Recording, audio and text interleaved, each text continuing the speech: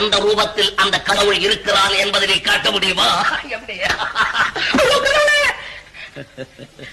ஏன் வலிக்கிறதா? அடிபட்ட வலிக்கிறதா? அந்த வலி எப்படி இருக்கிறது, அது எந்த ரூபத்தில் இருக்கிறது என்பதை காண்பிக்க முடியுமா? பைத்தியக்காரனா இருக்கிறான். அவஸ்தப்படுற துன்பத்திற்கும் அனுபவிக்கிற இன்பத்திற்கும் உருவம் ஏது? அதுபோல்தான் சகல ஜீவராசிகளுக்கும் இன்ப துன்ப உணர்ச்சிகளை தந்து உருவமில்லாமல் ஒளிந்து விளையாடுகிறான் கடவுள். கடவுளுக்கு கூட விளையாட்டு புத்தி இருக்குதா? அந்த கடவுள் காட்டும் பேரின்பத்தை மறந்து கயல்வெளியார் காட்டும் சிற்றின்பத்தில் உன் சிந்தையை சிதறவிடாது. இன்பத்துல சின்னது வேற பெருசு வேறையா? சந்தேகம் என்ன? அழியும் உடலோடு இரண்டர கலந்து அத்துடன் அழியும் அற்ப இன்பம் தான் சிற்றின்பம். ஆதியந்தம் இல்லாத இறைவனுடன் இரண்டர கலந்து அழிவே இல்லாத நிலையை அடையும் இன்பம்